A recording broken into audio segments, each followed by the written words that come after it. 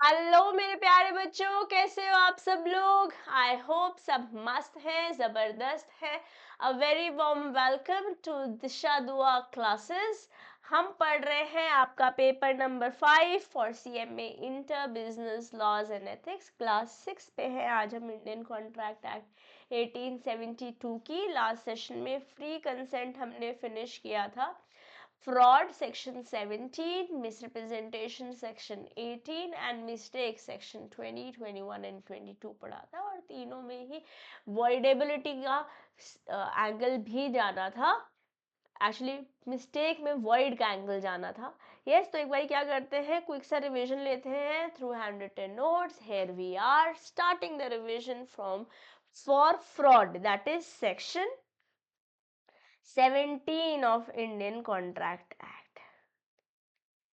Okay, so मेरे प्यारे बच्चों, फ्रॉड क्या है। फ्रॉड एक ऐसा एक्ट है जो कमिट किया जा रहा है जहां पर हम किसी को धोखा देना चाहते हैं। The intent is to deceive और induce a party to enter into contract. किसी को आपका एजेंडा है कि उसको धोखा देके कॉन्ट्रैक्ट में एंटर करा लिया जाए, तो आप फ्रॉड ही कर रहे हैं। की एलिमेंट्स क्या है फ्रॉड के? What are the key elements of fraud?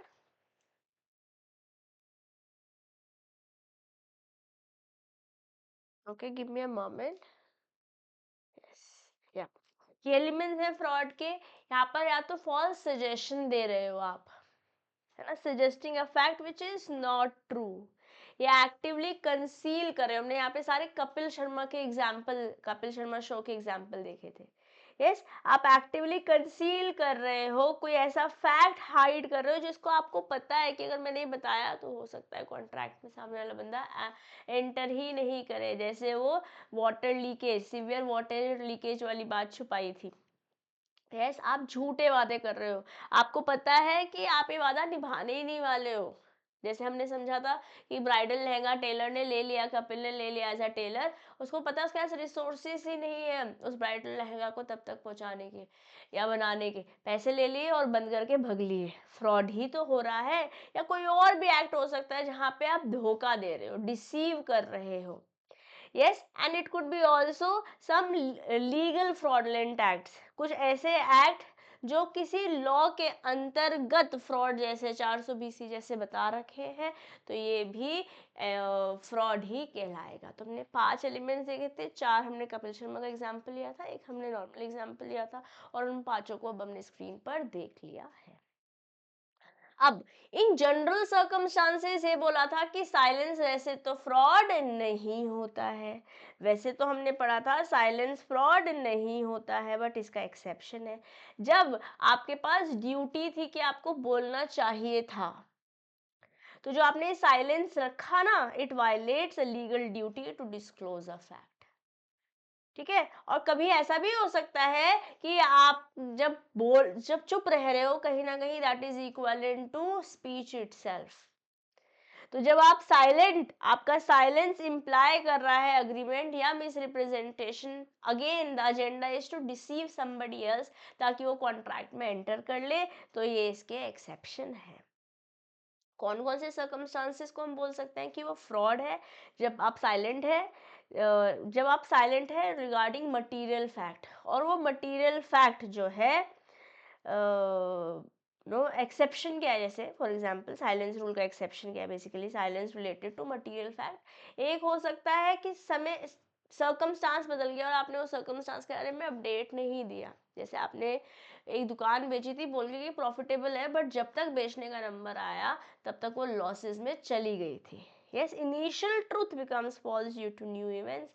यहाँ पर आपको क्या करना चाहिए? फ्रॉड कब नहीं होगा? जब आप इन्फॉर्म कर दोगे कि भैया ये चेंजेस हुए हैं, बट अगर आपने नहीं इन्फॉर्म करा है, then yes it is going to be inform, it is going to be fraud. Also जैसे हाफ ट्रूथ, आपने पार्शियल डिस्क्लोजर कर दिया कि हमने नया इंजन लगाया बट रास्ते में ब्रेक डाउन होता है, ये कौन बताएगा? यस, फुल डिस्क्लोजर नेसेसरी है ताकि हम फ्रॉड को अवॉइड कर सके।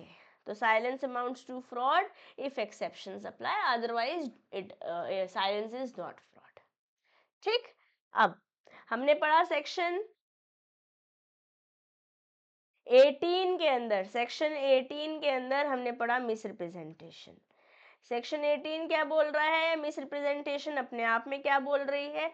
मिस रिप्रेजेंटेशन होता है जब आप कोई फॉल्स स्टेटमेंट दे रहे हो बट अनइंटेंशनली, इनोसेंटली, ताकि सामने वाला बंदा कॉन्ट्रैक्ट में तो एंटर कर दे, बट आपका एजेंडा ये नहीं है कि आप उसको फ्रॉड करना चाहते हो, उसको डिसीव करना चाहते हो। That's not your agenda. Of course आपके पास पर्सनल ग्रीड हो सकती है, वो जो आप रॉन्ग स्टेटमेंट दे रहे हो, जो फॉल्स स्टेटमेंट दे रहे हो, वो मटीरियल फैक्ट से रिलेटेड होनी चाहिए।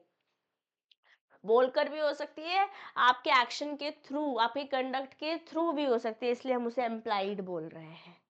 अगर इनोसेंट या अनइंटेंशनल है तो मिसरिप्रेजेंटेशन है, अगर इंटेंशनल है तो फ्रॉड है। ठीक है। अब टाइप्स ऑफ मिसरिप्रेजेंटेशन क्या है?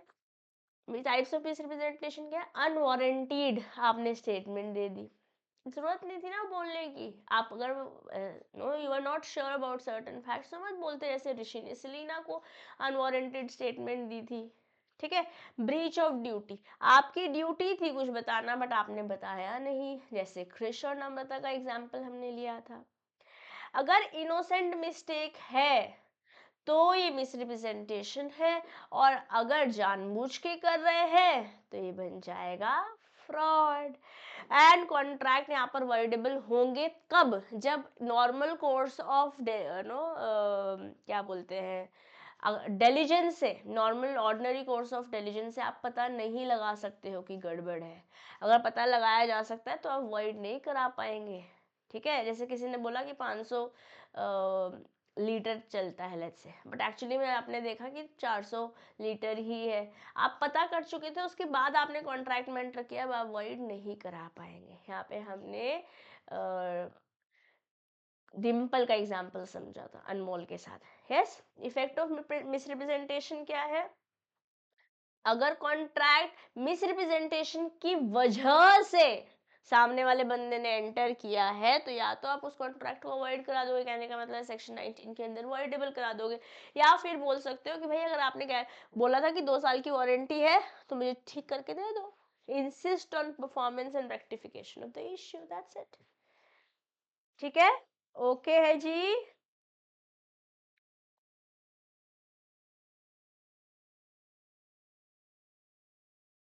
ठीक। चलिए, that was about miss representation. अब बात करते हैं मिस्टेक की, जो सेक्शन 20, 21 और 22 में बताया गया है।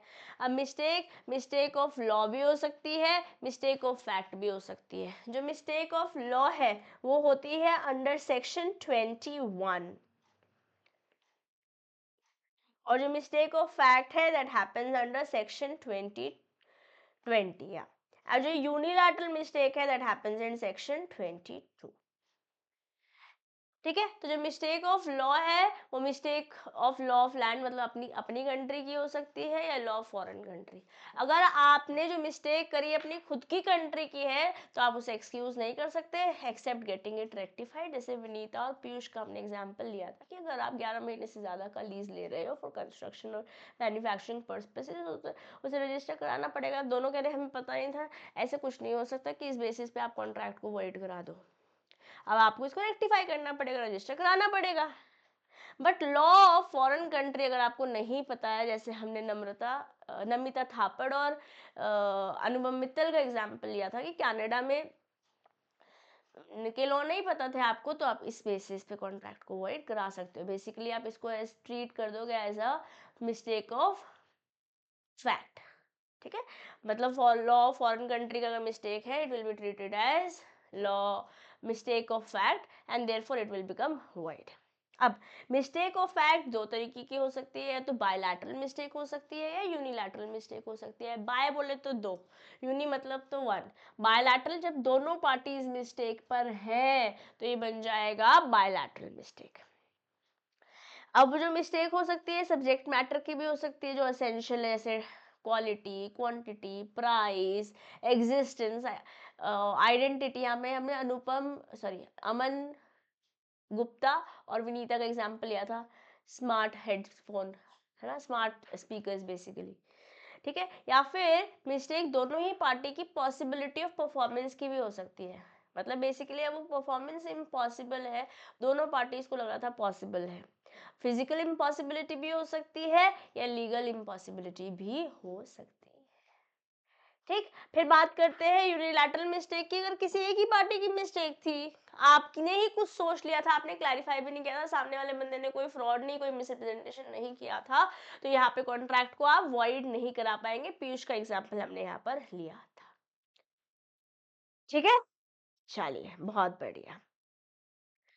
Okay, so guys, I hope you are now able to recall whatever we have studied in the previous session. आज के सेशन को आगे बढ़ाएंगे और बातचीत करेंगे क्वासी कॉन्ट्रैक्ट की, कंटिंजेंट कॉन्ट्रैक्ट की, टर्मिनेशन कैसे होता है कॉन्ट्रैक्ट का, और डिस्चार्ज कैसे होता है। चारों पॉइंटर्स को पढ़ेंगे। शायद थोड़ा सा सेशन आज लंबा हो जाए, बट ये टॉपिक मुझे साथ कराने पड़ेंगे बिकॉज हमें कहीं ना कहीं इंटर रिलेटेड है। और अब फिर हम बहुत ज़्यादा लंबी क्लासेस, बहुत सारी क्लासेस खाली इंटेंट कॉन्ट्रैक्ट एक्ट को भी नहीं दे सकते, तो जितना समय लगेगा 1.5 घंटे में होगा, ठीक है। नहीं तो थोड़ा बहुत अगर एक्स्ट्रा समय लगेगा, you will stay with me, important है, ठीक है। चलिए बात करते हैं क्वासी कॉन्ट्रैक्ट की। क्वासी मतलब जहाँ कुछ मिसिंग है, इन जनरली इसको ऐसे समझते हैं। क्वासी मतलब जहाँ कुछ अधूरा है। क्वासी कॉन्ट्रैक्ट वो लीगल ऑब्लिगेशंस होती हैं जो लॉ ने इम्पोज कर दी है इन सिचुएशन में there is no actual contract.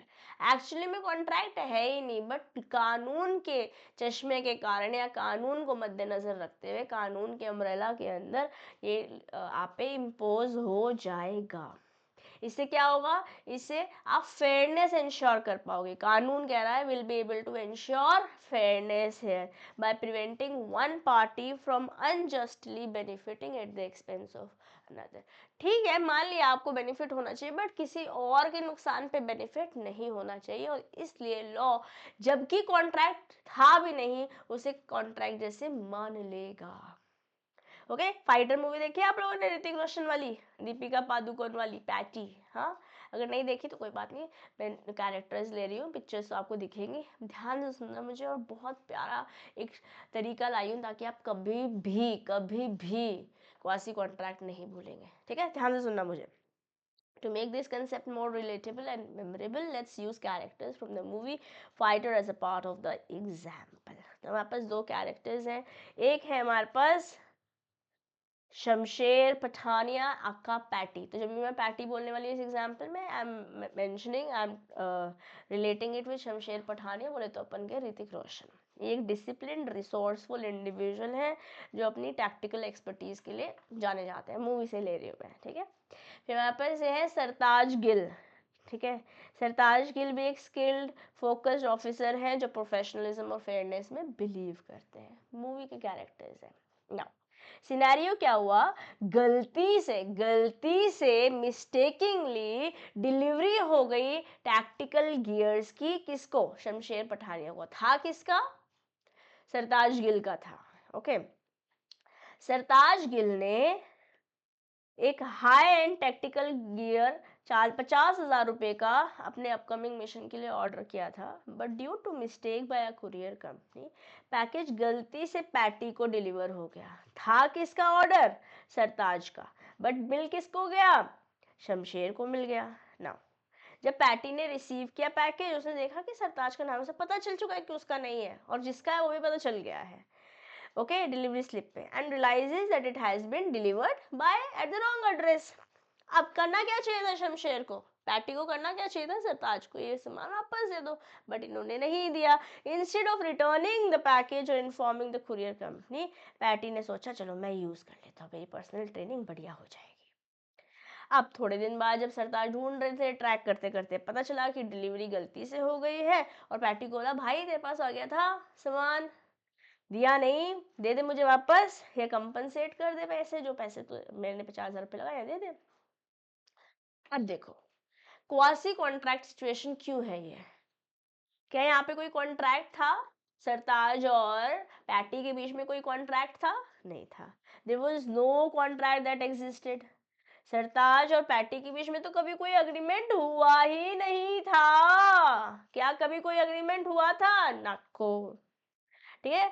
There was no offer, no acceptance, कोई म्यूचुअल कंसेंस भी नहीं था, कंसेंसस एट ईडम नहीं हुआ था।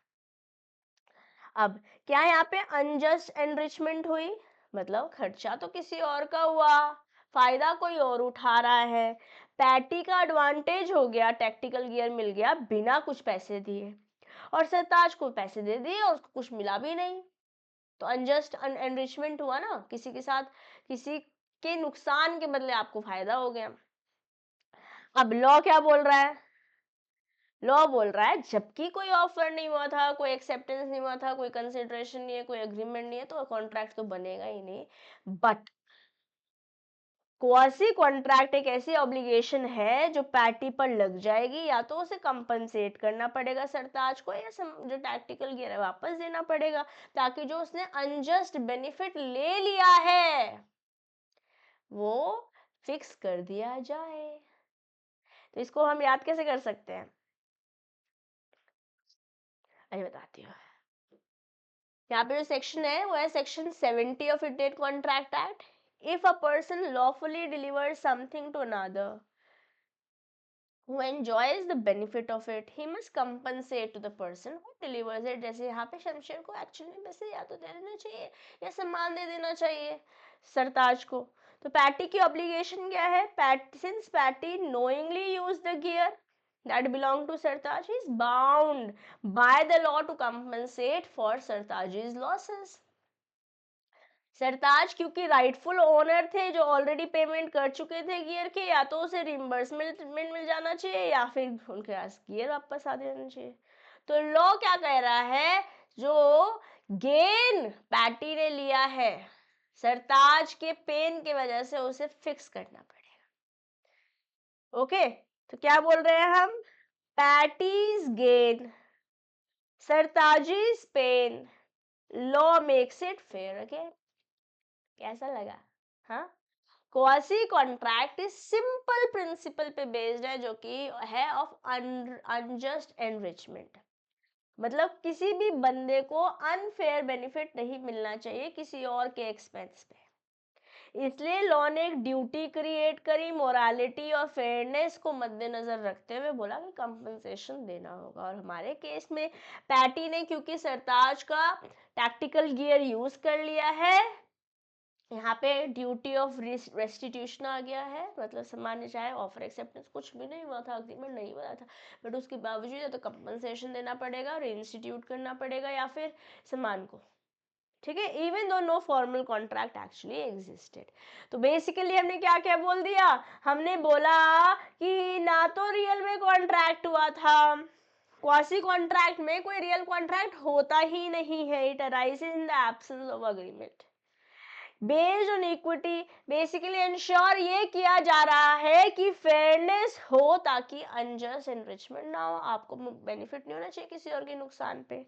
एग्जाम्पल जैसे हमने पैटी ने क्या एग्जाम्पल देख लिया था, सरताज का एक्सपेंस था, पैटी का मजा था, ठीक है, तो लॉ ने बोला कंपनसेट करो। तो सिंपल तरीका है टू याद, to learn is Patty's gain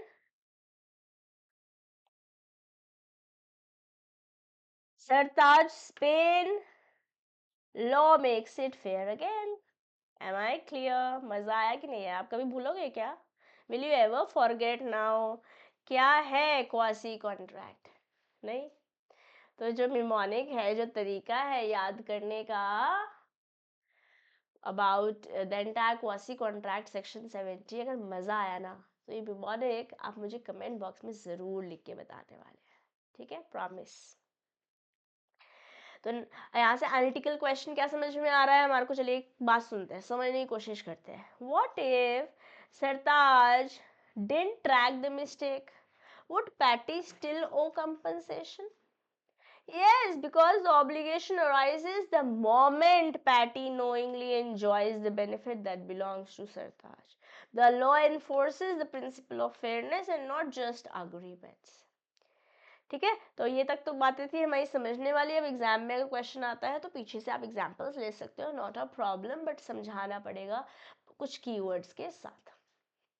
okay, Sometimes law implies promise imposing obligation on one party and conferring the right in favor of other, even when there was no offer, no acceptance, no consensus ad idem. In fact, neither an agreement nor a promise. उसके बावजूद law ने आपके ऊपर obligation बना दी कि आपको compensation देना होगा. Such causes are not such cause cases are not contract, but the court recognizes them as resembling those of contract. Actually में contract है नहीं, कानून इसको मान ले रहा है कि ये contract ही है, as if they were contracts, and these are known as quasi contracts.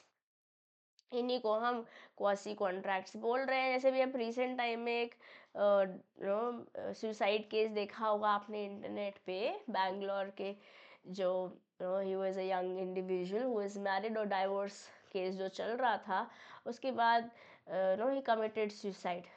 Process आपने रिसेंटली देखा होगा. तो वहाँ पे कुछ जो advocates, people who are coming from law as a background, and people advocating alimony and justice for men as well, they are saying कि fake dowry cases से बचने के लिए हमें क्वासी प्रीनप्स करने चाहिए इंडिया में, क्योंकि प्रीनप इंडिया में अलाउड ही नहीं है. अभी क्या है प्रीनप, क्वासी प्रीनप, इसकी डिटेलिंग में अभी नहीं जा सकती क्योंकि हमारे पास थोड़ी समय की शॉर्टेज है, बट कभी हम चाय पे चर्चा करेंगे या हम ऐसी कोई बातचीत कर रहे होंगे, ठीक है, तब हम इन सब टॉपिक्स को छेड़ सकते हैं. अभी चलते हैं आगे. This type of contract rests on equitable principle.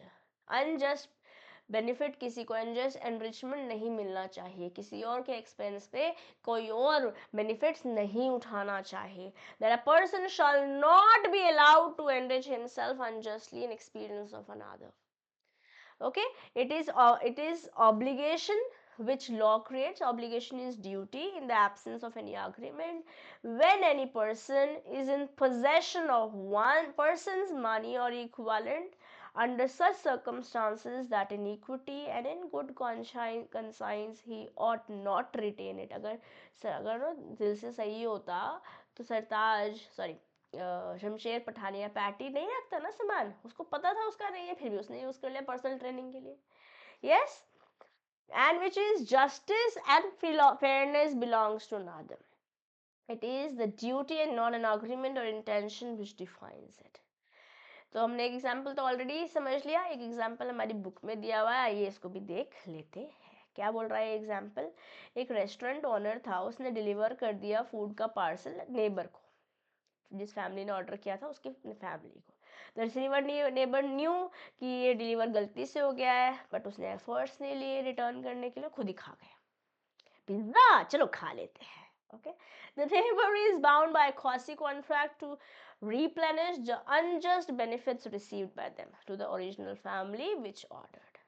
In the act, following types of quasi contract are discussed. कौन कौन से quasi contracts हैं आइए देखते हैं. पहले सेक्शन 68 के बारे में बात करते हैं. Claim for necessaries supplied to person incapable of contracting or on his account. क्या हुआ यहाँ पर? ये सेक्शन बोलता है अगर एक बंदा इनकेपेबल है, जो कॉन्ट्रैक्ट में एंटर ही नहीं कर सकता है, या फिर anyone whom he is legally bound to support is supplied with another person with necessities suited to his condition in life, the person who has furnished such supplies is entitled to be reimbursed from the property of such incapable person. वैसे तो contract में आप enter नहीं कर सकते थे, but क्योंकि आपने कंज्यूम कर लिया है तो आपकी प्रॉपर्टी से हम सामान, अपना पैसे वापस ले सकते हैं. इस एग्जाम्पल से समझते हैं. जैसे एक बंदा है ए, उन्होंने सप्लाई किया बी को, जो कि एक ल्यूनाटिक है. तो ल्यूनाटिक वैसे तो इनकेपेबल एंड कॉन्ट्रैक्ट में एंटर नहीं कर सकते, कंपीटेंट पार्टी नहीं है to enter into contract which necessarily with necessary suitable to his life condition, is entitled for the reimbursement from B's property. ऐसे में माइनर के केस में भी पढ़ा था, ठीक है. A supplies wife and children of B a lunatic. lunatic के वाइफ है और बच्चे हैं, with necessity suitable to the condition. A is still entitled to the reimbursement. जैसे हमने माइनर और माइनर का डिपेंडेंट देखा था, वैसे यहाँ पे लुनाटिक और लुनाटिक का डिपेंडेंट देख रहे हैं। वैसे तो ये बंदा कॉन्ट्रैक्ट में एंटर कर नहीं सकता है, बट क्योंकि इनको नेसेसिटी सप्लाई हो गई है तो इस इनकेपेबल पर्सन की प्रॉपर्टी से रिम्बर्समेंट करी जा सकती है, ऐसा section 68 of Indian contract act बोल रहा है क्वासी कॉन्ट्रैक्ट के अंदर ये, जबकि कॉन्ट्रैक्ट हुआ ही नहीं है। Am I clear? इसलिए necessity is word is very very important. ठीक, चलिए आगे चलते हैं सेक्शन 69 की ओर। Reimbursement of persons paying money due by another in payment of which he is interested. क्या है सेक्शन 69? ये बोलता है कि अगर एक बंदा इंटरेस्टेड है इन payment of money which another is bound by law, किसी और को पेमेंट करनी थी बट करा कोई और है, and who therefore pays it is entitled to the reimbursement by other. जैसे मैं घर पे नहीं हूँ, ठीक है, और मेरा कोई पार्सल आया, मैंने अपने टावर के गार्ड भैया को बोला भैया आप ले लीजिए, पेमेंट कर दीजिए। अब पेमेंट उन्होंने कर दी, अगर मैंने नहीं भी बोला था और उन्होंने पेमेंट कर दी और रख लिया, तो मुझे पेमेंट देनी पड़ेगी ना उन्हें, तभी तो मैं उनसे सामान ले पाऊंगी। B holds land in Bengal और Bengal on a lease granted by the zamindar, ये जमींदार है हमारे। Okay, the revenue payable by A to the government being in arrear, his land is advertised for sale by the government. Under the revenue law, the consequences of such sale will be annulment, will be the annulment of lease. B, to prevent the sale and the consequent annulment of his own lease, pays the government the sum due from A. He is bound to make good to B the amount so paid. जैसे मैं ए हूँ, आप B हैं, आपकी property थी, आपका land था, मैंने लीज पे ले रखा था। अब आपने कुछ पेमेंट करनी थी सरकार को जो आपने करी नहीं, इसलिए सरकार इसको बेचना चाह रही है और इसकी वजह से मेरी लीज भी चली जाएगी। तो मैंने कहा भाई ऐसा है, तू मेरे से पैसे ले ले। सरकार को बोला you take payment from me, और मैं आपसे ले सकती हूँ। क्या आपके मेरे बीच में ऐसा कोई कॉन्ट्रैक्ट हुआ था? नहीं, बट सेक्शन 69 ये बोल रहा है अगर रीइंबर्समेंट कर रहे हैं, मैंने कर दिया आपके बिहाफ पे, तो मैं आपसे ले सकती हूँ। ठीक है, I hope this is good. इसको ऐसे भी ले सकते हैं, जैसे मैं इस फ्लैट में रह रहा हूँ, I live in a rented apartment, और कोई मेंटेनेंस जानी थी हमारे लैंडलॉर्ड ने देनी थी, बट लैंडलॉर्ड ने दी नहीं। तो नो सोसाइटी का जो मेंटेनेंस डिपार्टमेंट है बोल रहा है you have to vacate the घर। तो मैंने बोला कि चलो ठीक है, कोई बात नहीं, हम दे देते हैं पैसे, रेंट में से काट लेंगे। हमने दे दिए पेमेंट, तो या तो रेंट से काट लेंगे या फिर जो ओनर है वो हमको पैसे देगा। This is section 69। क्या हमारे ओनर और हमारे बीच में ऐसा कोई कॉन्ट्रैक्ट, ऐसा कोई ऑफर, कोई अग्रीमेंट, कोई अग्रीमेंट हुआ, सॉरी, ना कोई ऑफर हो ना एक्सेप्टेंस हुआ, नथिंग, म्यूचुअल कंसेंट कुछ भी नहीं हुआ था, बट फिर भी हम कॉन्ट्रैक्ट जैसे मान लेंगे। Okay, section 70, obligation of person enjoying benefit of non gratuitous act. ये सेक्शन बोलता है that where a person lawfully does anything for another person, होना चाहिए लॉफुली, ध्यान रखेंगे, और delivers anything to him not intending to do gratuitously, मतलब just for thanks नहीं कर रही हूँ मैं तुम्हारे लिए काम, and such other person enjoys the benefit thereof, मैंने कहा बेनिफिट आप ले रहे हो, just not to get some thanks और great, I am very grateful to you, उस वजह से नहीं कर रही मैं काम, I am doing something in for because I think that I will get something in return. The later is bound to make the compensation to the former, जो जो बेनिफिट ले रहा है वो मुझे देना चाहिए, मतलब पहले मैं हूँ फिर वो है, लेट इस कंटेक्स्ट में पहले मैं हूँ वो बाद में, वो हमेशा नहीं है। इस कंटेक्स्ट में लेटर वो होता है बाद में जो आ रहा है, फॉर्मर जो होता है पहले जो आ रहा है। इन जनरल इंग्लिश में से ऐसे यूज़ करते हैं, अगर अभी तक कभी नहीं किया है, lot of you might be already using it. दो, चलिए, to make compensation to the former, former मतलब जिसने पेमेंट करी है, जिसने काम किया, एक्ट किया, let's say, or to restore the thing so done or deliver, it is otherwise called as quantum merit। ये पता होना चाहिए आपको, हो सकता है यहाँ से MCQ क्वेश्चन भी आपसे पूछ लिया जाए इन योर एग्जामिनेशन, है ना। तो एग्जाम्पल समझते हैं, जैसे एक ट्रेड्समैन है जो लीव्स गुड्स एट बीज house by mistake, he treats the good as his own and he is bound to make the payment। Simple, आपको आज गिफ्ट नहीं दे गई थी, सामान गलती से छूट गया था, आपने यूज किया, पेमेंट दो। A saves B's property from fire, he is not entitled to compensation from B। if the circumstances show that he intended to act gratuitously. अपनी मर्जी से as a act of gratitude किया था तो पैसे नहीं मिलेंगे, फिर ये क्वासी कॉन्ट्रैक्ट नहीं है, क्वांटम मेरिट नहीं है, अदरवाइज है। सिंपल। दोनों एग्जांपल्स बहुत अच्छे हैं, इसलिए मैं इसे कर रही हूँ mark, so that when you revise you read both of them.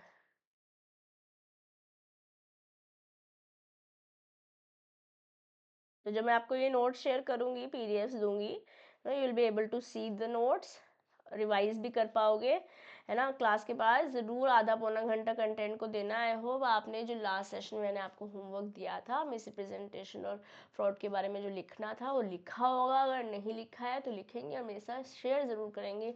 disha.dua29 is my Insta handle and law by CM में दिशा दुआ is my Telegram group on Telegram. Okay, or you can also message me personally on disha_dua29 as telegram id।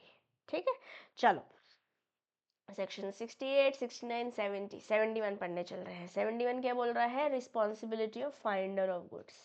ये section बोल रहा है अगर गलती से आपको किसी और का सामान मिल गया है तो आपको, आपका तो नहीं है ना, no, and you have taken it into your custody, तो सिर्फ आप बेली हैं, बेलर नहीं है, सिर्फ आपके पास पोजेशन है, ओनरशिप किसी और का ही है। आपको कोशिश करनी है उस बंदे को ढूंढो जिसका वो है और देना है।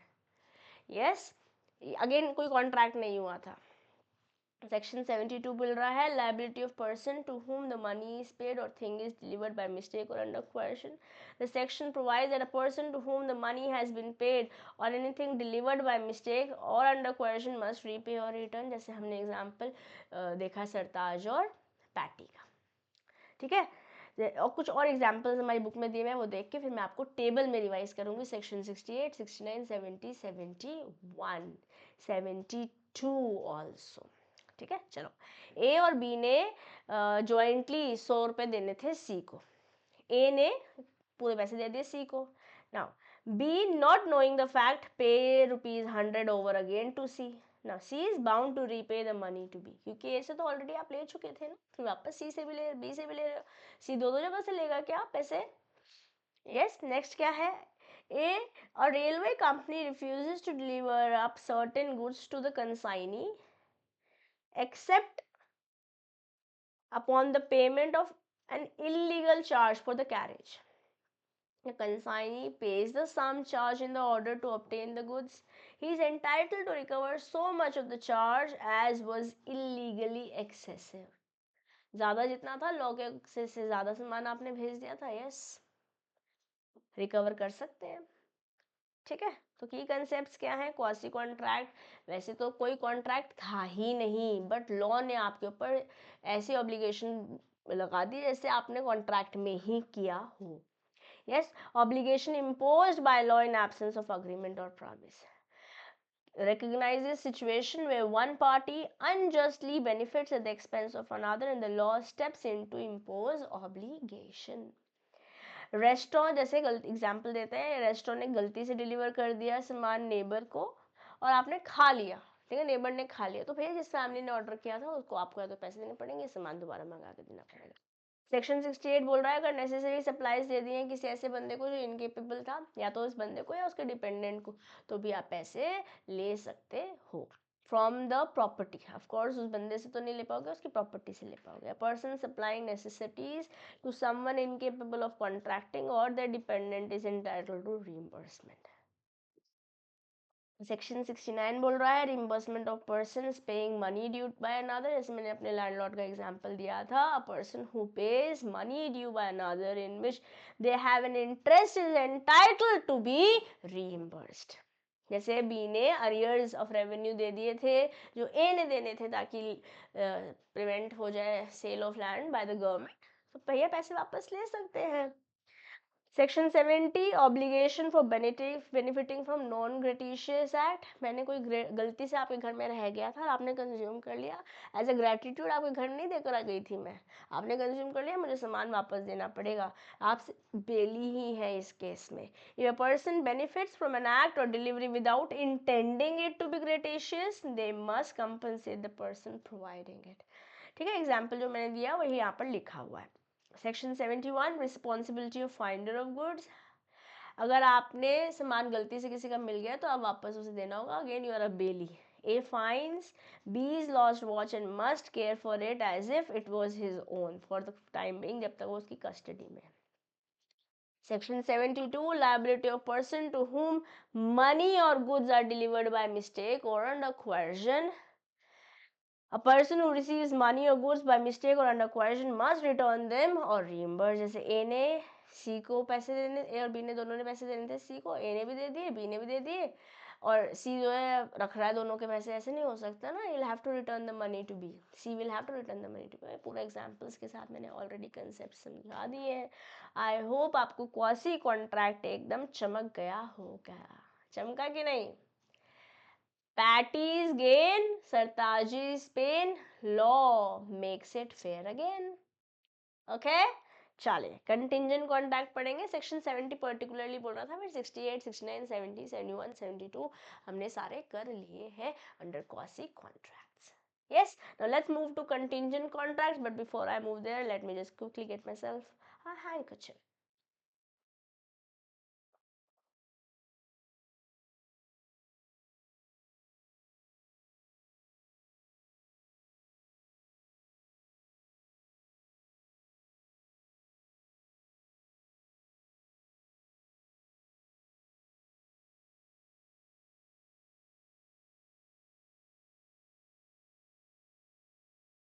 चलिए दोस्तों कंटिन्यू करते हैं कंटिंजेंट कॉन्ट्रैक्ट के साथ.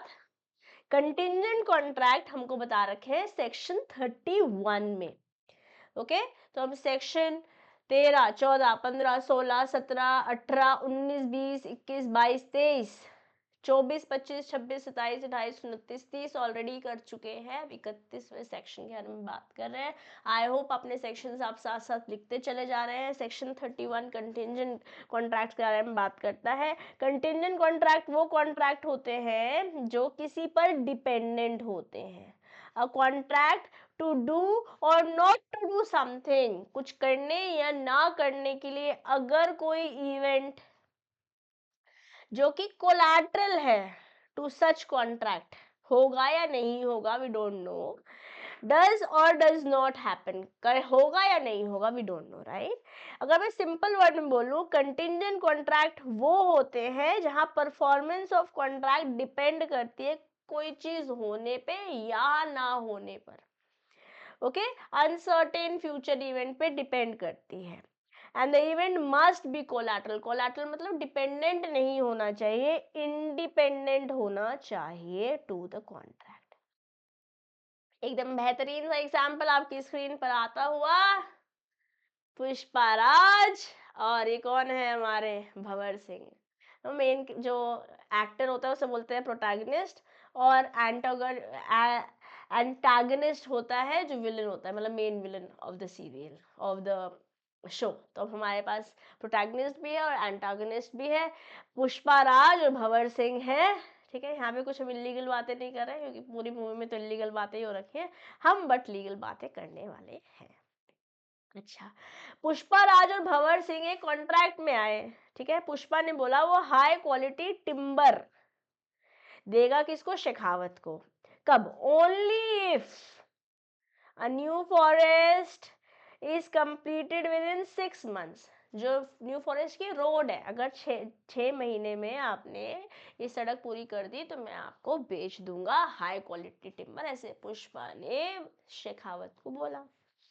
अब कंटिंजेंसी मतलब डिपेंड किस पर कर रहा है, टिम्बर दिया जाएगा, डायरेक्टली डिपेंडेंट नहीं है रोड पे, कोलैटरल है. अगर हुआ तो दे देंगे, नहीं हुआ तो नहीं देंगे. yes, the completion of forest in future is an uncertain event that determines whether Pushpa अपना प्रॉमिस फुलफिल करेगा या नहीं करेगा. अगर 6 महीने में रोड कंप्लीट हो जाती है तो पुष्पा टिम्बर दे देंगे, और अगर नहीं होती है या फिर प्रोजेक्ट अबैंडन हो जाता है तो कॉन्ट्रैक्ट जो है वो वॉइड हो जाएगा. यही तो कंटिंजेंट कॉन्ट्रैक्ट है. And Pushpa has no obligation to perform if basis on something if the contract was formed. ठीक है, तो एग्जाम्पल बता रहा है कंटिंजेंट कॉन्ट्रैक्ट डिपेंड कर रहा है किसी फ्यूचर इवेंट पर। यहाँ पर बातें अनसर्टेन नहीं है, इनकेपेबल नहीं है, essential of valid contract missing नहीं है, वो सब कुछ तो है। लीगैलिटी ऑफ ऑब्जेक्ट है, consider everything is there, just किसी इवेंट पे डिपेंड कर रहा है और वो इवेंट डायरेक्टली आपके कॉन्ट्रैक्ट से रिलेट भी नहीं करता है। ठीक है, तो क्या बोल रहे हैं, अनसर्टेनिटी ऑफ इवेंट। अगर हमें की टेकअवेज लेने हैं कंटिंजेंट कॉन्ट्रैक्ट के, तो इवेंट जो है अनसर्टेन है, 6 महीने में फॉरेस्ट वाला रोड बन जाना चाहिए। Yes, the event must be uncertain and related to future. ठीक है, the completion of forest within 6 months is an uncertain event. अभी एक्सटर्नल फैक्टर्स पे डिपेंड करता है, कंस्ट्रक्शन में डिले हो सकते हैं, कोई अनफोर्सिन चैलेंजेस भी आ सकते हैं। पुष्पा और शेखावत दोनों प्रिडिक्ट नहीं कर सकते 100%, इसलिए तो जैसे हम अकाउंट्स में कंटिंजेंट लायबिलिटीज के बारे में बातचीत करते हैं तो वहाँ हम 100% श्योर नहीं होते कि ये हो ही जाएगा, आग लगेगी तो लॉस होगा, इसलिए वो कंटिंजेंट है। ऐसे ही यहाँ पर फ्यूचर इवेंट्स हमें पता नहीं है, अनसर्टेन इवेंट पे डिपेंडेंट है, whether the road will be completed on time or not। ठीक, अब collateral event, the event must not be directly related to the performance. Collateral मतलब डायरेक्टली रिलेटेड नहीं होना चाहिए, इंडिपेंडेंट होना चाहिए, बट मस्ट अफेक्टेड। जैसे हमारे एग्जांपल में हमने बोला कि जो कंस्ट्रक्शन ऑफ रोड है वो कोलैटरल है, पुष्पा और शेखावत के बीच में तो टिम्बर सप्लाई होने की बात हुई थी। यस, रोड की कंप्लीशन पुष्पा और शेखावत के कंट्रोल के ही बियॉन्ड है। It's a third party activity that indirectly impacts the delivery of timber, which is a contract between Shekhawat and Pushpa. Pushpa, हाँ, पुष्पा नाम समझ के फायर समझी क्या? नहीं नहीं, फ्लावर समझी क्या? फायर है अपन, अभी तो ऐसे चल रहा है। हाँ, Pushpa's obligation to deliver timber arises only if the collateral event, independent event, that's completion of road occurs। ठीक है, हैपनिंग और नॉन हैपनिंग, हमने बोला अनसर्टेनिटी ऑफ इवेंट है, कोलैटरल रहेगा वो इवेंट, प्लस हैपनिंग पे या नॉट हैपनिंग पे कोई चीज डिपेंडेंट होगी। The event could either happen और नॉट हैपन। ठीक है, अगर हैपन हो जाएगा तो टिम्बर बेच देंगे, नहीं होगा तो नहीं बेचेंगे। यस, अगर हैपनिंग ऑफ इवेंट बोलते हैं तो फॉरेस्ट रोड अगर कंप्लीट हो गई 6 months में तो हैपन कर लेंगे, अगर टिम्बर हम बेच देंगे, पुष्पा दे देगा, टिम्बर सप्लाई कर देगा शेखावत को। If road is completed the contract becomes enforceable and Pushpa must deliver the goods. If the road is not completed बोले तो not happening of a certain event, तो कॉन्ट्रैक्ट वॉइड हो जाएगा, पुष्पा को नहीं देना है, सप्लाई नहीं करना शेखावत को। 3 बातें अभी तक बोल चुके हैं हम। क्या है बोली हमने? हमने बोला अनसर्टेन है इवेंट, कोलैटरल है इवेंट, हैपनिंग या फिर नॉट हैपनिंग। हैपनिंग हमारे केस में हैपनिंग होगा तो हम दे देंगे, डिलीवर कर देंगे, पुष्पा डिलीवर कर देगा टिम्बर, और अगर नहीं होगा, रोड नहीं बनेगी तो नहीं देंगे। ठीक है, की टेकअवेज क्या है? हमारा एग्जाम्पल बता रहा है कैसे कंटिंजेंट कॉन्ट्रैक्ट्स रिलाय करते हैं फ्यूचर के अनसर्टेन इवेंट्स पे। जैसे हमारे केस में रोड, फॉरेस्ट की रोड कंप्लीट होना 6 months was an uncertain event. Yes, जो कि कोलैटरल है, डिपेंडेंट भी नहीं है। टिम्बर और सड़क का क्या कहानी है, डिपेंडेंट नहीं है, इसलिए कोलैटरल है ये event for the performance of the contract. The contract will only be enforceable based on happening or not happening। happening होगा तो enforceable हो जाएगा, not happening होगा तो not enforceable, मतलब void हो जाएगा उस केस में। यहाँ पर पुष्पा को काम करना नहीं पड़ेगा। चमका क्या? यस, तो कंटिंजेंट कॉन्ट्रैक्ट हमें सेक्शन 31 में बता रखे हैं। सेक्शन वाले पेज पे जाएंगे, लिखेंगे सेक्शन 31 और लिख देंगे कंटिंजेंट कॉन्ट्रैक्ट। अब ऐसे हमने सेक्शन 68, 69, 70, 71, 72 भी देखा है अभी अभी क्वासी कॉन्ट्रैक्ट में। I hope you are writing the sections also.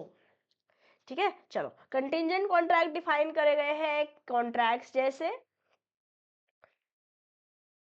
as contracts to do or not to do something if some event which is collateral to such contract does or does not happen.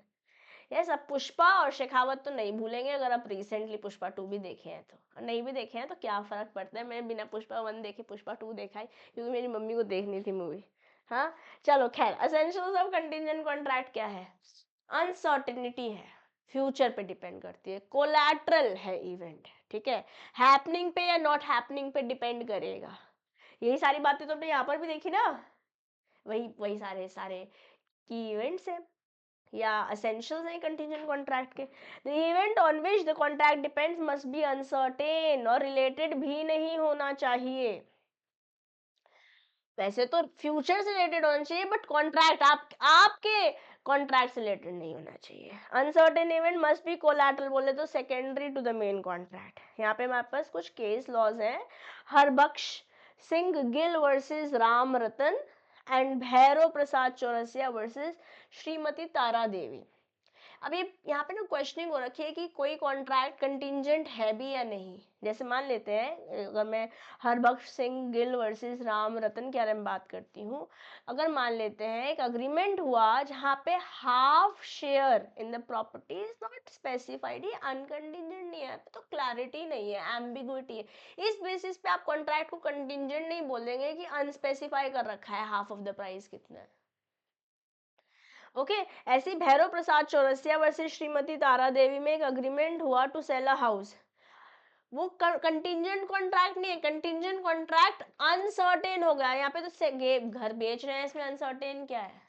किसी future event पे depend हो रहा है क्या? नहीं, ठीक है। हम यहाँ पर collateral something that is not dependent to the main purpose of the contract बारे में बात करते हैं जब हम कंटिंजेंट कॉन्ट्रैक्ट के बारे में बात करते हैं, और वो हो भी सकता है और नहीं भी हो सकता है, अगर होगा तो क्या होगा और ना होगा तो क्या होगा, ऐसे कंटिंजेंट कॉन्ट्रैक्ट जब एंटर कर रहे होते हैं तभी बता दिया जाता है।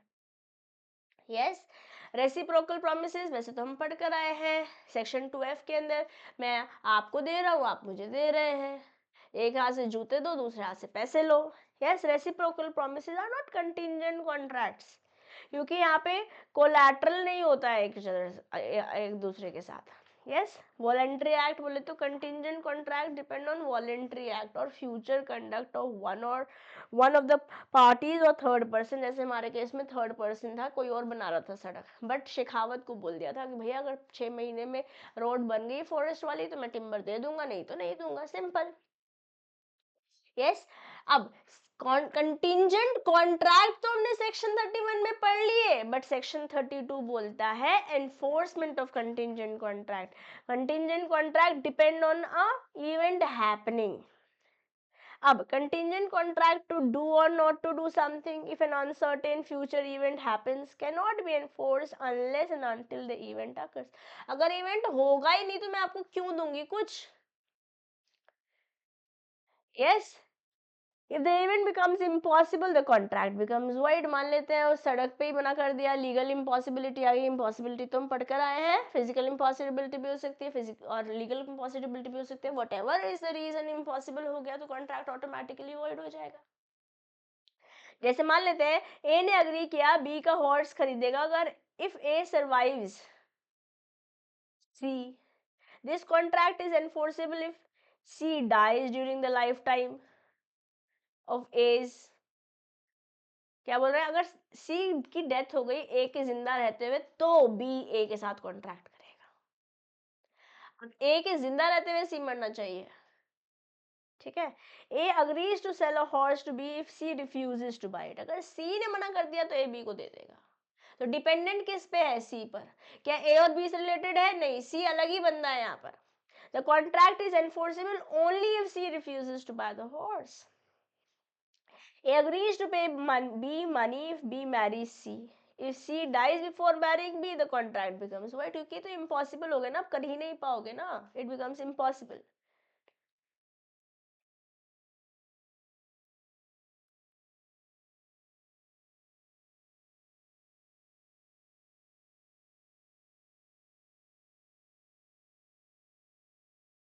ठीक, चलिए सेक्शन 31 में कंटिंजेंट पढ़ा, 32 में डिपेंड ऑन इवेंट हैपनिंग, 32 3 में depend on event not happening. यहाँ पे तो कुछ होने पे डिपेंडेंट था, ऐसे भी हो सकता है फ्यूचर में कुछ ना होने पर डिपेंडेंट हो रहा हो।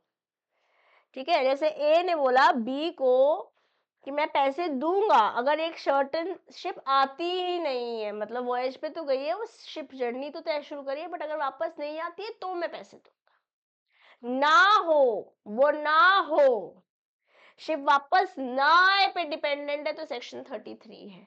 कंटिंजेंट कॉन्ट्रैक्ट टू डू और not to do something if uncertain event in future does not happen, ऊपर हैपन था, जब हैपन है तो 32 है, नॉट हैपन है तो 33 है। ठीक है, अनसर्टेन इवेंट होना जरूरी है, कोलैटरल होना जरूरी है, अगर हैपनिंग पे है तो 32 है, नॉट हैपनिंग पे है तो 33 है। सेक्शन 31 में कंटिंजेंट कॉन्ट्रैक्ट पड़ा है, 31 32 33 all clear in our head, भेजा एकदम चमक गया है, चमका है कि नहीं? Can be enforced only when the events non occurrence become certain और impossible. A agrees to pay B if a certain ship does not return. If the uh, ship sinks, the contract can be enforced. आएगी थी ना, अगर डूब जाएगी तो भी नहीं आएगी ना।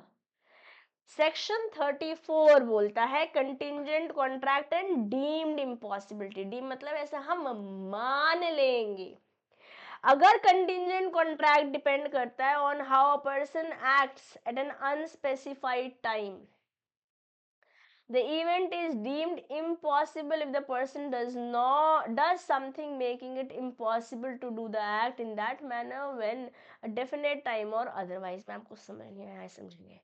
ए ने बोला बी को कि अगर बी सी के साथ शादी करता है, अब ए agrees to pay B if B marries C. यहाँ पर क्या हुआ, सी ने अभी डी से शादी कर ली, इस डी ने डी से सी ने डी से शादी कर ली, अब क्या बी सी से मैरिज कर पाएगा? नहीं कर पाएगा। Now not possible, not possible to marry, क्योंकि सी तो ऑलरेडी मैरिड कर चुका है। Yes, now it becomes impossible for B to marry C and the contract is void. Deemed impossibility है, कंटिंजेंट कॉन्ट्रैक्ट किसी ऐसी चीज पे डिपेंड कर रहा है जो अब पॉसिबल ही नहीं है, ऐसा सेक्शन 34 हमसे बोल रहा है। सेक्शन 31 में कंटिंजेंट है, 32 में हैपनिंग, 33 में नॉट हैपनिंग, 34 में डीम्ड इम्पॉसिबिलिटी। एग्जाम्पल बेस्ट रहेगा for you to remember, to recollect, and in case question comes from contingent contract, ये सारे सेक्शन हमें लिखने हैं। We don't want to miss any mark here. Am I clear to everybody? मेरे प्यारे बच्चों, चमका क्या? दिल में लड्डू फूटा क्या? Yes. Section 35 contingent contracts and fixed time. Contingent contract base करते हैं event happening with a fixed time, 6 महीने के अंदर। ठीक है, अब अगर नहीं होगा तो वाइड हो जाएगा। If the event does not happen with in the specified time, जैसे हमने पुष्पा और शेखावत का एग्जाम्पल लिया। Contingent contract based on event not happening within a fixed time can be forced when the time has expired or it becomes certain that the event will not happen. 6 महीने हो चुके, सड़क नहीं बनी, हो गया, बात खत्म। ठीक है, ऐसा सेक्शन 35 बोल रहा है। आइए एग्जाम्पल देखेंगे। A promises to B a sum of money if certain ship returns within a year. यहाँ पे टाइम स्पेसिफाई कर दिया क्या? टाइम स्पेसिफाई कर दिया क्या? और जब टाइम स्पेसिफाई कर दिया, फिक्स टाइम बता दिया, वही तो सेक्शन 35 है। सेक्शन 31 कंटिंजेंट कॉन्ट्रैक्ट है, section 32 happening, section 33 not happening, section 34 अभी अभी पढ़ा आपने, जल्दी से बताएंगे, इम्पॉसिबिलिटी, एंड सेक्शन 35 फिर से दिमाग को जोर लगाते हुए, स्क्रीन पे ना देखते हुए, सेक्शन 35 फिक्स्ड टाइप की बात करें, जैसे हमने पुष्पा और शेखावत का एग्जांपल लिया है। Okay, the contract may be enforced if the ship returns with in 1 year, otherwise it will become void. ठीक है, A promises to pay B sum of money if certain ship does not return within a year. पैसे तब मिलेंगे अगर 1 साल में नहीं आई। तो contract may be enforce the ship does not enforce. अब 1 साल में नहीं आई तो चलो पैसे दो, खत्म, एनफोर्स करते हैं, बात खत्म। समझ में आया? फिक्स टाइम में दोनों एग्जाम्पल हमारे लिए इंपॉर्टेंट है, both examples are important.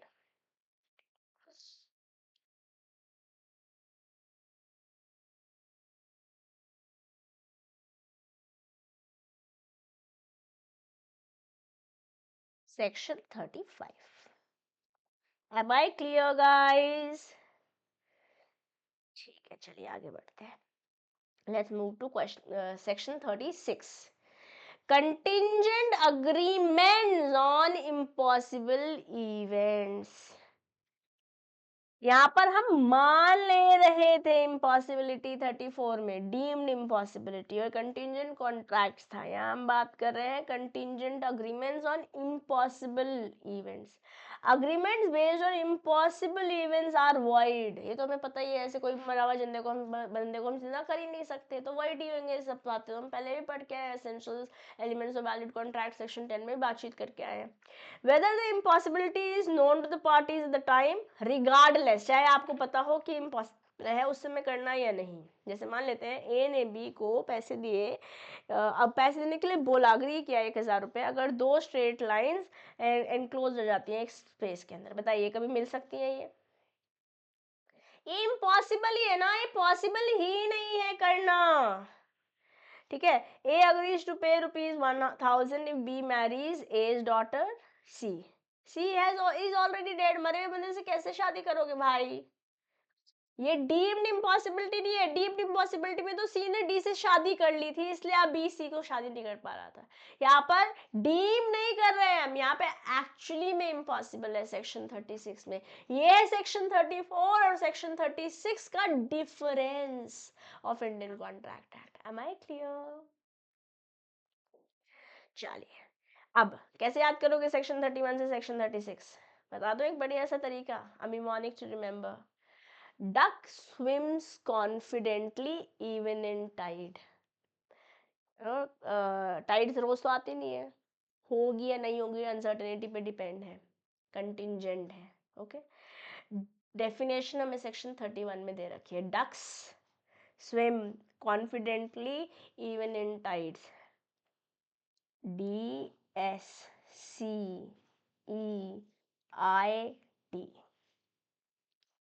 Definition हमको बता रखी है कंटिंजेंट कॉन्ट्रैक्ट की सेक्शन 31 में. स्पेसिफिक इवेंट्स हैपनिंग के बता रखे हैं 32 में. कोलैटरल इवेंट नॉट हैपनिंग बता रखा है सेक्शन 33 में. इवेंट बिकमिंग इम्पॉसिबल सेक्शन 34 में. Impossibility of collateral event section 36 में. और टाइम स्पेसिफाइड इवेंट सेक्शन 35 में. यहाँ पे हम कोलैटरल इवेंट के बारे में बात कर रहे हैं. वैसे जैसे रोड का बनना, शिप का आना ना आना.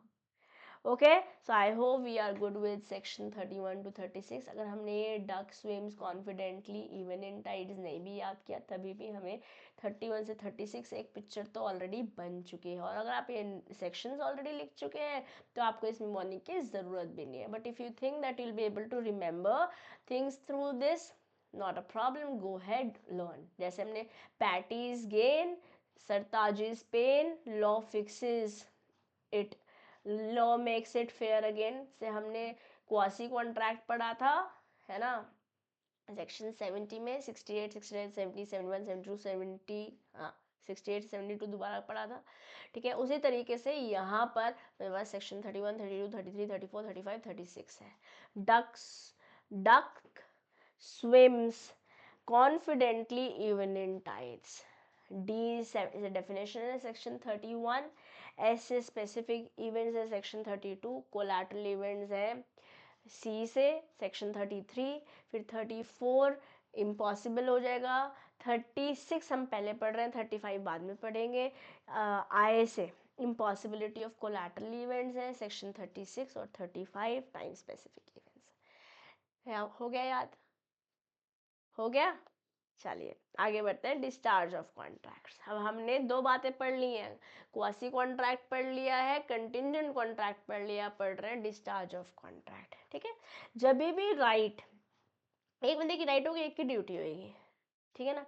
When the right and obligation created by contract comes to an end, the contract is said to be discharge, खत्म हो गया ना, या फिर टर्मिनेट भी बोल सकते हैं इसे, या सिंपल वर्ड्स में बोले discharge of contract means termination of contractual relationship, it has come to an end basically, ठीक है, it has come to an end. अब अलग अलग तरीके से मोड ऑफ डिस्चार्ज हो सकता है ना, discharge amounts to end of contract, मोटा मोटा बात तो यही है, discharge is what, end of the contract, but कैसे कैसे हो सकता है डिस्चार्ज, परफॉर्मेंस से हो सकता है, एक्चुअल परफॉर्मेंस हो सकता है, अटेम्प्टेड परफॉर्मेंस हो सकता है, डिस्चार्ज बाय एग्रीमेंट हो सकता है, वहाँ पे नोवेशन, ऑल्ट्रेशन, रिसेशन, रेमिशन, वेवियर हो सकता है, बाय लैप्स ऑफ टाइम हो सकता है, बाय ऑपरेशन ऑफ लॉ हो सकता है, बाय इम्पॉसिबिलिटी ऑफ परफॉर्मेंस हो सकता है, या ब्रीच ऑफ कॉन्ट्रैक्ट भी हो सकता है। आइए एक एक करके सारे एग्जाम्पल समझते हैं, डिस्चार्ज ऑफ परफॉर्मेंस के साथ बातचीत शुरू करते हैं। पहले एग्जाम्पल समझेंगे, पहले नींबू पानी बात करेंगे, फिर वर्जिन मोहितो पे भी जाएंगे, ध्यान से मेरी बात को समझेंगे। Delivery of performance, sorry discharge by performance, discharge by performance में एक्चुअल भी हो सकता है, अटेम्प्टेड भी हो सकता है। एक्चुअल जैसे मान लेते हैं जोमैटो ने अग्री किया कि वो हल को 30 मिनट में फूड डिलीवर करेंगे, जोमैटो ने डिलीवर कर दिया फूड टाइम पे, हल ने पेमेंट दे दी, एक्चुअली परफॉर्मेंस हो गई, ठीक है। अटेम्प्टेड परफॉर्मेंस, जोमैटो ने अग्री किया वो ग्रोसरीज देंगे हल को, ठीक है, जो डिलीवरी पर्सन था वो हल के घर के बाहर पहुंचा, but the hulk refuses to accept, या तो वो है नहीं, दरवाजा नहीं खुल रहा है, चाबी नहीं मिल रही है, रास्ते में कहीं फंस गया है, व्हाटएवर इज द रीजन, क्या अटेम्प्ट किया था जोमैटो ने, जैसे अटेम्प्ट कर दिया, तुम नहीं ले रहे हो, अब हम क्या कर सकते हैं, हमने तो अपना जो वादा किया था वो निभा लिया, तो मैं तो डिस्चार्ज हो गई, or contract comes to an end, payment दो, बात बात में, बाकी बात बाद में, ठीक है। The contract is discharge bye Zomato is valid tender of performance, why, because it was, even if it was not performed, actually it was attempted, अपने तरफ से जो काम, जो वादा किया था जोमैटो ने, वो वादा निभा लिया, ठीक है। ये हमारे हल्क भाई साहब हैं, इन्हें भूख भी लग रही होगी, देखा है आप लोगों ने एवेंजर्स, मार्वल एवेंजर्स, कौन कौन फैन है, चलिए आगे बढ़ेंगे। Performance is the usual mode of discharge of charge, वैसे तो बढ़िया यही है कि जो वादा किया वो निभा लो, डिस्चार्ज होगा, टर्मिनेट हो जाएगा, contract will come to an end, या परफॉर्मेंस में भी एक्चुअल परफॉर्मेंस, या ये अटेम्प्टेड परफॉर्मेंस भी हो सकती है। एक्चुअल परफॉर्मेंस कब होगी मेरे प्यारे बेटे, when it fulfills the obligation arising from a contract by the parties to it in accordance with the terms of the contract, बोला था 30 मिनट में खाना डिलीवर कर देंगे, जोमैटो ने डिलीवर कर दिया, बात खत्म, एक्चुअल परफॉर्मेंस, आपने पेमेंट भी दे दी, खत्म, कोई टेंशन नहीं है। बट ये अटेम्प्टेड परफॉर्मेंस हो जाती ऑफर ऑफ परफॉर्मेंस को। अब यहाँ से एग्जाम में क्वेश्चन पूछा जा सकता है, अगर मैं पेपर बना रही हूँ, मैं तो ये बताए बना दूँ पक्का से, ठीक है। ऑफर ऑफ परफॉर्मेंस को हम अटेम्प्टेड परफॉर्मेंस बोलते हैं, या टेंडर ऑफ परफॉर्मेंस भी बोल सकते हैं, मैं इनको हाईलाइट दोबारा से कर रही हूँ क्योंकि हर एक पॉइंट यहाँ पर इंपॉर्टेंट है, ठीक है, वेरी इंपॉर्टेंट, मैं लिख भी देती हूँ, let me also right it, very important.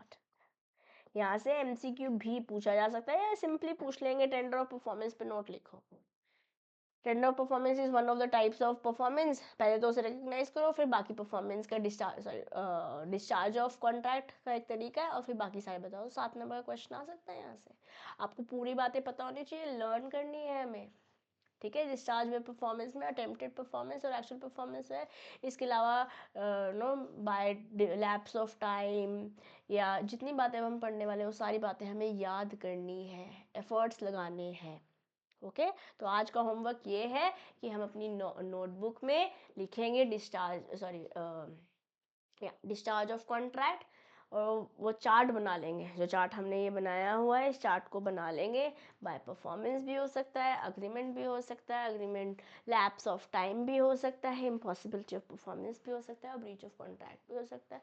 7 number question आएगा, तो अपने आप में ही जो हमारा डिस्चार्ज बाय अग्रीमेंट है, ये अपने आप में बहुत डिटेल्ड है, इसको ध्यान से मेरी बातों को सुनेंगे, यहाँ पे हम सबसे ज़्यादा एफर्ट जो लगेगा वो यहीं लगेगा, नोवेशन, ऑल्ट्रेशन, रिसेशन, रिमिशन और वेवियर, पर्टिकुलर लीगल वर्ड्स को याद करने में, बाकी तो बहुत आसान है, समझा तो मैं सारे पांचों ये भी दूंगी, agreement, discharge by agreement also, but then you have to learn those words, okay कोशिश पूरी रहेगी मेरी कि अभी के अभी हम एग्जाम्पल्स के साथ लेते जाएं, तो ध्यान देंगे पूरी। जैसे आप सावधानी हटा देंगे यहाँ पे गड़बड़ हो जाएगी। सावधानी हटी दुर्घटना घटी। Okay you have to write this, so listen to me carefully, so that pause the session today, spend some 15-20 minutes and write the answer. ठीक है, चलो। Discharge by agreement. अब डिस्चार्ज बाय अग्रीमेंट नोवेशन हो सकता है, alteration हो सकता है, रिमिशन हो सकता है, रिसेशन हो सकता है, या वेवियर भी हो सकता है। और यहाँ पर हम लिए आए हैं कौन? आलमजेब। एक बार देख लीजिए, दीवाना बना देंगे। ऐसे तो खैर नहीं किया था, बट हम कर ले रहे हैं। देखा है आपने हीरा मंडी? मैं दिख नहीं पा रही हूँ ऐसे ऐसे करते हुए। कौन सी गज गामिनी वॉक। चलिए, ये हमारी है आलम जेब, और ये हमारी है बिब्बो, बिब्बो जान। चलिए, आलम जेब ने 10,000 रुपए देने थे बिब्बो को। शी ओज मतलब देने हैं। With consent of Alamzeb, Bibbo and third party, it is agreed the third party will pay the debt instead of Alamzeb. Alamzeb, Bibbo और एक तीसरा बंदा, जो भी तीसरा बंदा ले लेते हैं, ठीक है। कौन थे इनके आलमजेब के बंदे? कौन थे, मैं नाम भूल रही हूँ उनके। चलिए, थर्ड पार्टी ने अग्री कर लिया, तीनों ने अग्री कर लिया कि थर्ड पार्टी बोल रहा है मैं दे दूंगा, इसके भी यहाँ पे पैसे मैं दे दूंगा। तो यहाँ पे क्या हुआ? नोवेशन हुआ। The original contract between Alam and Bibbo is discharged by novation. Okay, let's talk about alteration. Change कर रहे हैं कुछ। Alamzeb agrees to sell 10,000 units of fabric to Bibbo for rupees 50 per unit. Later दोनों ने बोला चलो time पर पैसे बदल देते हैं, 45 रुपीज पर यूनिट। ठीक है, ऐसे तो बहुत बारी होता है हमारे से, हमने सामान ले लिया, कहेंगे चल भैया ने आपने 50 बोलते मैं 45 दूँ। The original contract is discharged by alteration and the new terms take effect. 50 रुपए की जगह 45 रुपए देंगे। रिसेशन, जैसे आलमजेब ने प्रॉमिस किया कि वो फर्नीचर सप्लाई करेंगी बिब्बो को by certain date. Before the delivery date Alam and Bibbo mutually agree कि भैया नहीं हो पाएगा, तो कॉन्ट्रैक्ट रिसेंड हो गया, cancel. Rescission is cancellation in general. Remission, Alam ने 5,000 रुपए देने थे बिब्बो को, बिब्बो ने अग्री किया कि 3,000 रुपए में बात खत्म करते हैं। ठीक है, less than what it should have been received, remit. Waiver, Alam ने प्रॉमिस किया था कि वो बिब्बो का घर पेंट करेगी। लेटर बिब्बो ने इन्फॉर्म किया आलम को that painter is no longer required. Now Alam जेब agrees, the contract is discharge by waiver. मैंने माफ कर दिया, वेव ऑफ कर दिया। तो 5 मुश्किल थे क्या? Novation, rescission, remission, waiver and alteration. Simple line से चलते हैं। Novation, alteration, rescission, remission and waiver. बस आलम और बिब्बो याद रखेंगे, you are sorted. Yes, the parties may agree to terminate the existence of the contract by any of the following ways. Substitution of new contract in place of existing contract is known as novation of contract. जैसे हमने example लिया था कि मैं आलम ने देने थे बिब्बो को पैसे, बट आलम, बिब्बो और तीसरे बंदे ने बोला कि तीसरा बंदा देने वाला है पैसे बिब्बो को on behalf of Alam. Yes, A owes money to be under contract. It is agreed that A, B and C, between A, B and C, that B should accept C as his debtor instead of A. The old debt of A and B comes to an end, and a new debt from C and B has been contracted, and this is known as novation by the change of parties. यहाँ party ही बदल दी, ठीक है, party ही बदल दी तो novation हो गया। Alteration, यहाँ पे इंपॉर्टेंट बात है, यहाँ पे लिख देती हूँ मैं इसको, it is important.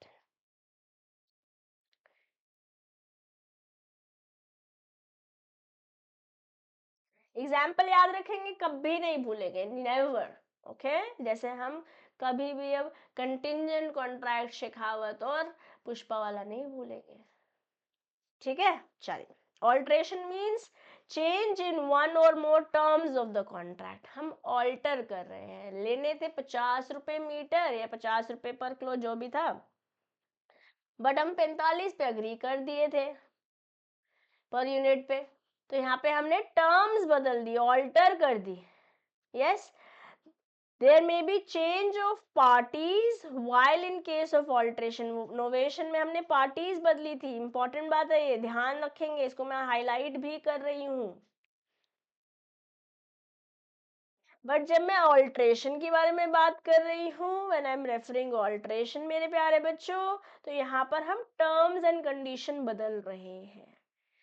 The parties तो सेम है, but there is a change in terms of the contract. 50 rupees की जगह 45 रुपीज में अब अग्री हो गया है. रिसेशन कैंसिल, दोनों पार्टीज ने ओके क्या कैंसिल, कैसे ऐसे डिस्चार्ज हो गया बाय एग्रीमेंट. रिसेशन का मतलब ही कैंसिलेशन होता है. Okay, all or some of the terms of the contract may be cancelled. Rescind हो गया contract. Yes, A promises to deliver certain goods to B at a certain date. Before the date of performance, A and B mutually agreed that the contract need not be performed. बस यहाँ पे ध्यान है कि जिस दिन perform करना था उससे पहले ही हो चुकी है बात. ठीक है, तो यहाँ पे कॉन्ट्रैक्ट डिस्चार्ज हो जाएगा by rescission. How about remission. Remission में लेसर परफॉर्मेंस, देने थे 5,000 रुपए, 3,000 रुपए में ओके कर दिया है. Okay, remission means acceptance of lesser performance that what is actually due under the contract. This is no need of any consideration for remission. Sorry, there is no need. In return कुछ नहीं हो रहा है remission में. ठीक है, A borrowed rupees 500 from B. A agrees to accept 250 from B in satisfaction of the whole debt. And this मतलब date तो खत्म हो गया बट पूरे पैसे नहीं आए, यहाँ पे हमने रिसेंड नहीं किया, रिमिट कर दिया है. Okay, now let's talk about waiver. Waiver में आप गिव अप कर रहे हो, फोरगो कर रहे हो अपनी सर्टेन राइट, रेलिंक्विश कर रहे हो अपनी कुछ rights. When a party agrees to give up its right the contract is desire. यहाँ पे जब हमने कम पैसे लिए थे तो रिमिशन हुआ था, जब पूरे ही पैसे नहीं ले रहे तो वेवियर करते रहे. पैसे नहीं ले रहे हैं, काम नहीं कर रहे हैं, whatever. A promises to paint a picture of B. B afterwards forbids him to do so. A is no longer bound to perform the promise and this is known as waiver. तो हमने performance, discharge by performance देखा, actual performance and attempted performance. Discharge by agreement देखा, novation आप parties ही बदल दी थी, alteration में कुछ terms and condition बदल दिए थे, रिसेशन में कॉन्ट्रैक्ट कैंसिल कर दिया था, रिसेंड कर जब कर रहे थे ना. फिर रिमिशन में हमने कुछ कम, settling for less, and waiver में हमने माफ फॉर को ही कर दिया, रिलिंक्विश कर दी अपनी कोई राइट. सिंपल. ठीक है, फिर चलते हैं discharge by lapse of time. And here we have, कौन कौन है हमारे पास यहाँ, हमारे पास है हुसन तेरा तोबा तोबा तोबा. हाँ, this is Vicky Kaushal and we have, ये तो क्या हो गया, माने में शीला कॉमन है. हाँ, ऐसे गलत बात है, वैसे किसी का मजाक नहीं उड़ाना चाहिए. मजाक नहीं उड़ा रहे हैं, तो एग्जाम्पल ले रहे हैं, दोनों को रिलेट करना आसान है. ठीक है, कौन है, रणबीर कपूर. विकी ने 50,000 रुपए दिए, यहाँ 50,000 रुपए क्या होता है, कोई बात नहीं बेटे, 50,000 रुपए दिए रणबीर कपूर को. ठीक है, if Vicky Kaushal does not file a suit for repayment within 3 years from the date due, because this is what we talked about as law of limitation. याद आया कि नहीं आया जब हम कंसिडरेशन का एक्सेप्शन पढ़ रहे थे, बताया था ना मैंने, ऐसे बहुत बार हम लॉ ऑफ लिमिटेशन का रेफरेंस देंगे. एक बार हमने पढ़ लिया, अब हम हमेशा के लिए सॉर्टेड है. यस, 3 साल के लिए कोर्ट, 3 साल के अंदर अगर नहीं गए थे कोर्ट ऑफ कुछ नहीं मदद कर पाएगा. The debt becomes time barred under Limitation Act and the contract is discharged. ठीक है, okay. Every contract must be performed within a fixed reasonable period. Lapse of time discharges the contract. The Indian Limitation Act has prescribed the period within which the existing rights can be enforced in court of law. Very simple. तो हमने discharge by performance देख लिया, actual and attempted. Discharge by agreement देख लिया, novation, alteration, rescind, rescission, remission and waiver. Lapse by time भी देख लिया हमने, लिमिटेशन लॉ का यहाँ पे रेफरेंस ले लिया है। फिर बात करते हैं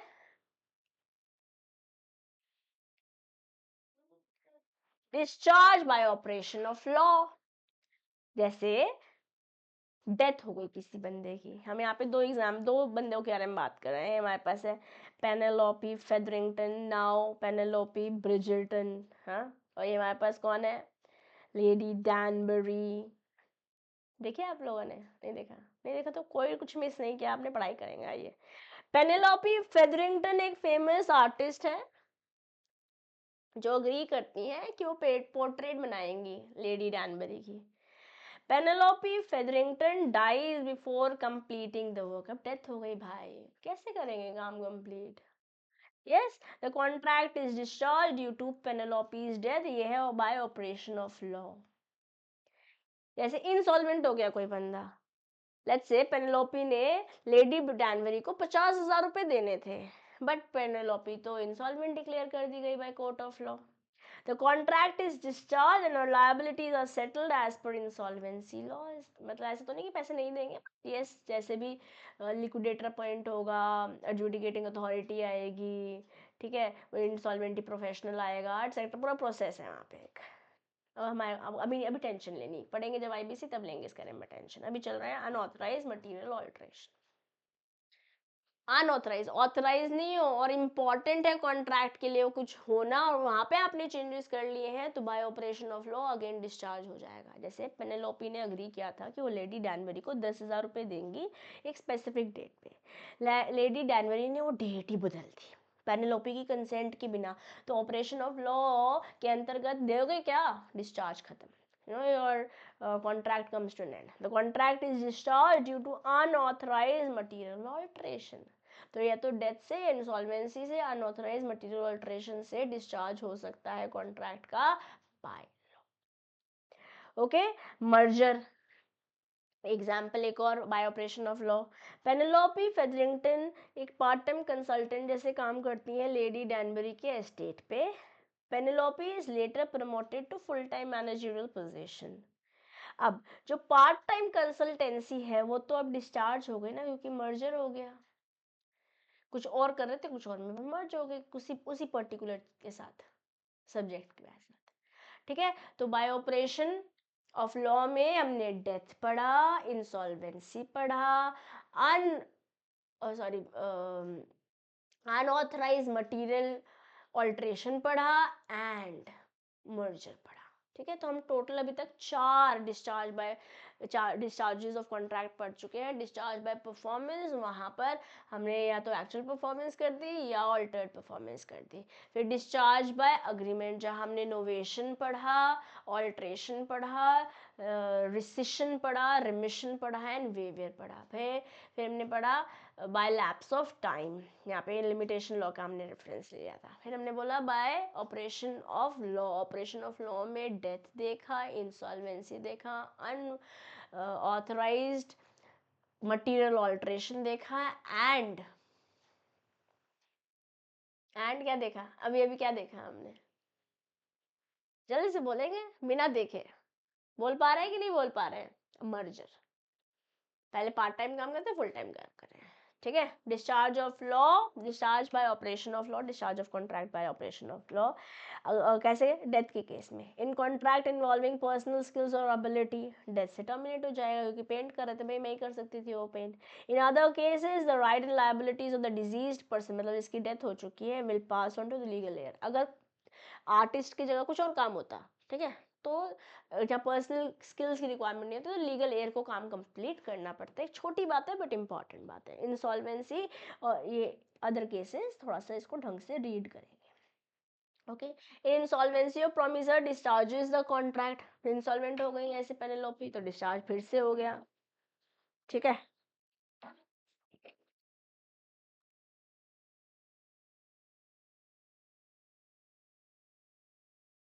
The promissory discharge from all liabilities incurred prior to his adjudication, unauthorise material alteration देने थे किसी पर्टिकुलर डेट पे, अब डेट किसी ने चेंज कर दी बिना कंसेंट के. Yes, material alteration in terms of contract without the consent of other party discharges the contract. Consent लिया होता फिर तो कोई टेंशन ही नहीं थी ना, फिर तो आप चेंजेस करे थे टर्म्स एंड कंडीशन में. Change in amount of money to be paid, date of payment, place of payment, etc. material alterations है, ज़्यादातर चेक एक्सेट्रा के केसेस में होता है. जब मेरा एक पढ़ेंगे तो और बातें पढ़ेंगे वहाँ पर. merger when inferior rights of person under a contract merge with a superior right, जैसे हमने पार्ट टाइम और फुल टाइम का एग्जांपल देखा था. ठीक है, तो जो inferior वाली थी, it will come to an end. part time lecture is made full time lecture or merger discharges the contract of part time lectureship. ठीक है, अब चल रहे हैं discharge bye impossibility of performance. अब हम यहाँ पे केजीएफ पहुंच चुके हैं. केजीएफ किस किसने देखी है? मैंने नहीं देखी है, बट जब मैं नोट्स बना रही थी, कंटेंट बना रही थी, मैंने अपने हस्बैंड से पूछा किसका एग्जाम्पल दूं. पुष्पा हो गया, रिसेंटली शायद मैंने एग्जाम्पल ले लिया, अब दिमाग में एग्जाम्पल नहीं आ रहा. केजीएफ, लोग बच्चे तो केजीएफ देखते हैं. चलो फिर हमने केजीएफ ले लिया. अब मुझे बताइए केजीएफ देखा है कि नहीं देखा है? तो हमारे रॉकी जी हैं, रॉकी. अब जब कंटेंट बना रहे होते हैं, बहुत सारे एग्जाम्पल सोचने होते हैं. अभी हमारे पास रॉकी है और ये है, I don't remember, Adheera. Adheera.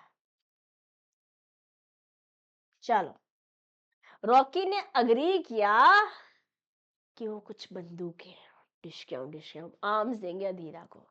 Before the delivery date the transportation route itself is destroyed. Impossible है, आप तो कर ही नहीं पाओगे. Yes, by natural disaster making delivery impossible. तो कॉन्ट्रैक्ट डिस्चार्ज हो गया भैया, हो ही नहीं सकता था ना. ठीक है, discharge by impossibility of performance results in discharge of contract. An agreement when is impossible is void because law does not compel to do impossible things. ठीक है, फिर डिस्चार्ज बाय ब्रीच है. अब हमारे पास कौन है? ये RRR वाले, तो मैंने देखी, आपने देखी RRR? ये हमारे पास है भीमा, और ये हमारे कौन है? राम. ओके, भीम और राम ने अग्री किया एक पार्टनरशिप के लिए. ठीक है, before the partnership can begin Bhim ने सेल कर दिया अपना बिजनेस, सारे असेट्स किसी और को, और राम को बताया ही नहीं. अब मुझे बताइए, डिस्चार्ज ब्रीच हुआ ना, जो वादा किया वो निभा ही नहीं रहे, तो कॉन्ट्रैक्ट अग्रीमेंट तो खत्म हो गया. बाकी लॉ की बातचीत जो होगी वो इन दोनों के बीच में out of our syllabus for now है. ओके, तो हमने कौन कौन से ब्रीचेस या कौन कौन से पॉइंटर्स देखे जिससे डिस्चार्ज हो जाएगा कॉन्ट्रैक्ट का? It could be discharge by performance, actual or attempted. It could be through discharge of agreement, novation, alteration, rescission, remission, and waiver. Discharge by lapse of time.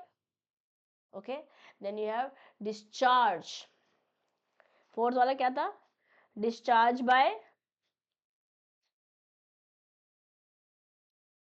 Operation of law, जिसमें death, insolvency, unauthorise material changes and merger पढ़ा.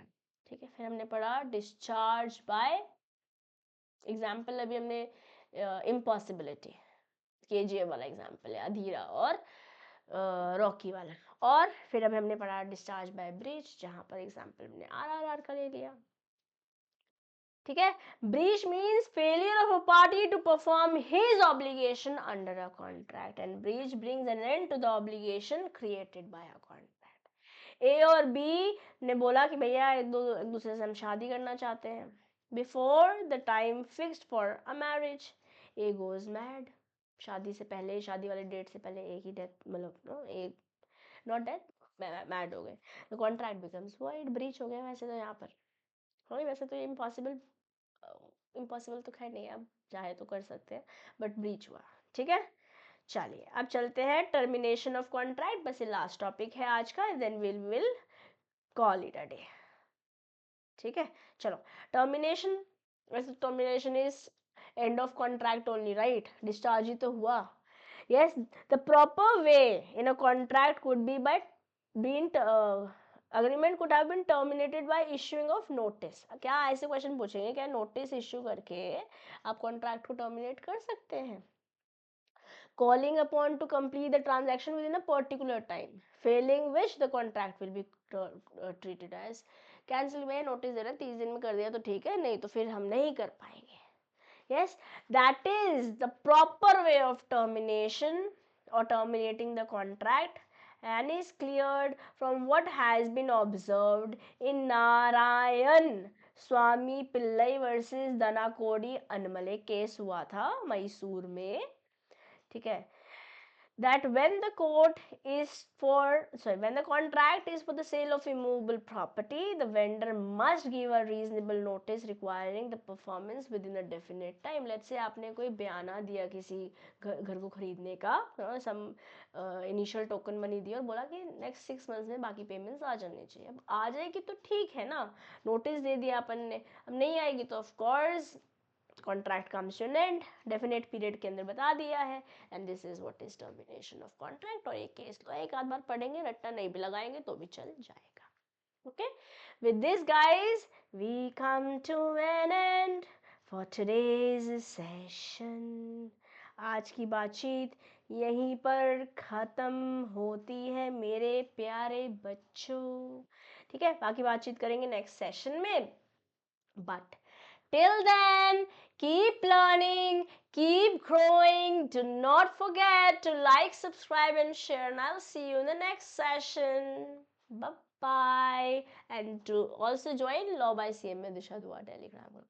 Homework आज का पक्का से करेंगे, और once you are done with homework let me know in the comment box. Plus जो 2 morning sign मैंने बताया है आपको, क्वासी कॉन्ट्रैक्ट के पैटी वाला और डक वाला कंटिजेंट कॉन्ट्रैक्ट, दोनों लिखेंगे विद सेक्शंस. ठीक है, चलिए, bye bye, take care, stay blessed. This is your friend and teacher CM Disha Dua signing off for today.